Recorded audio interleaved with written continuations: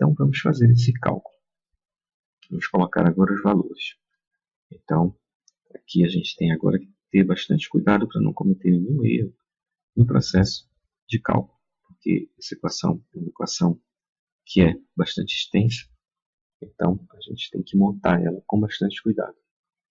Então, vamos começar aqui com as duas temperaturas. Nós temos 25 menos 10. Então, vamos colocar aqui 25 menos 10. Pronto. Esse aqui vai ser o numerador da equação. Agora nós vamos colocar os termos que estão no denominador. 1 sobre HI. O HI é 5.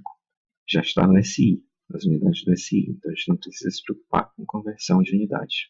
1 sobre 5. O segundo termo, o LV, que é o comprimento da parede de vidro, está aqui no desenho em milímetros. A gente tem que transformar isso para metros para poder fazer o cálculo nas unidades do SI. Então a gente pode colocar 0,004 metros e o KV é igual a 0,78. Então a gente pode fazer esse processo com esse cálculo. Mas o comprimento do ar é 10 milímetros, ou seja, 1 centímetro, 0,01 metro, e o coeficiente de transferência de calor por condução do ar é 0,025, nesse caso. Bom, agora a gente vai somar com o processo de condução na segunda parede de vidro, que é igual, né, os valores são iguais aos da primeira parede. Então, 0,004 para a largura da parede, 0,78 para o coeficiente de condução. Agora nós vamos fazer 1 sobre o H externo, que é igual a 1 sobre 12. Pronto. Então a gente tem aqui o resultado da colocação dos números na equação. Nesse caso, quando você faz o cálculo usando a sua calculadora científica, você obtém o valor de aproximadamente Q igual a 21,6 watts por metro quadrado. Então esse aqui é o valor da densidade do fluxo de calor que passa por essa parede. Então essa é a resposta da letra A. Então vamos indicar aqui que essa é a resposta da letra A. No caso da letra B, o problema pede para a gente comparar esse resultado com o resultado que seria alcançado com o uso de apenas uma camada de vidro na parede, sob as mesmas condições. Então a gente vai fazer isso. E para a gente fazer agora o cálculo, a gente vai usar um outro desenho. É esse desenho aqui. A gente tem então a parede, que agora é uma parede simples de vidro, e nessa parede a gente tem do lado externo a temperatura e o coeficiente de convecção. Do lado interno também nós temos a temperatura e o coeficiente de convecção, que são os mesmos do caso anterior. Então vamos lá. Vamos fazer agora a letra B. A equação, para a gente fazer esse cálculo, ela vai ficar muito parecida com essa equação. Só que a gente vai descartar alguns termos aqui dessa equação. Olha só, a temperatura do ar interno e externo vai ser igual, mas aqui embaixo a gente vai manter alguns processos que vão continuar existindo e vamos retirar outros processos que não vão mais existir nesse caso. Então vamos lá, vamos escrever novamente a equação. Então nós temos a densidade do fluxo de calor. Então nós temos aqui no numerador da equação, novamente, a temperatura do ar interno menos a temperatura do ar externo. E aqui no denominador nós temos a convecção, que é aqui o processo que ocorre para que essa temperatura do ar externo se transfira para a parede. E essa convecção a gente vai modelar ela aqui na equação com o termo 1 sobre HI no denominador.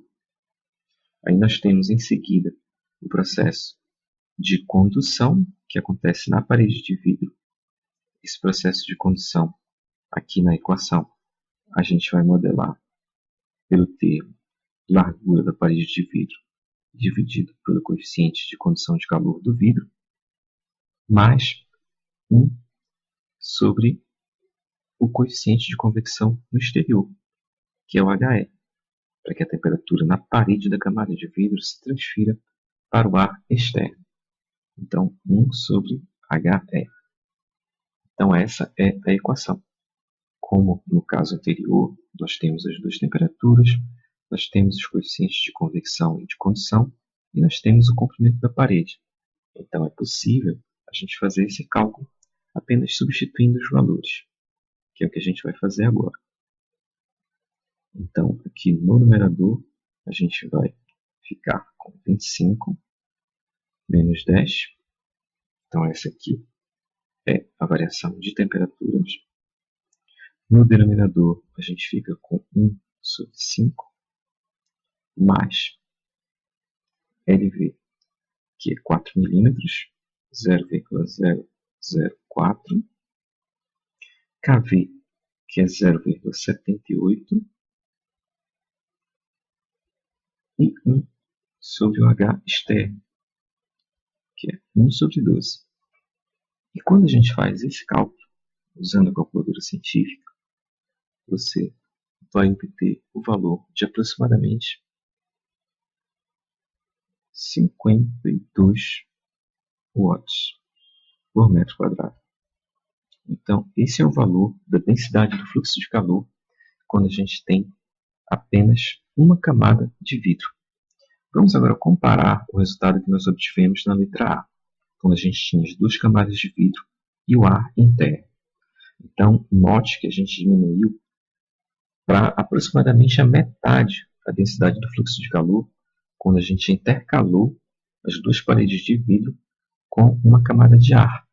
Então veja que esse efeito que você pode conseguir é um efeito que, do ponto de vista do balanço energético, é um efeito muito positivo, porque se você estiver mantendo um desses ambientes aqui a uma temperatura controlada através de um processo de climatização, você obtém uma densidade de fluxo de calor muito menor, ou seja, você consegue manter o calor no ambiente que você precisa que ele seja mantido, com um custo menor, porque você tem menos energia sendo transferida.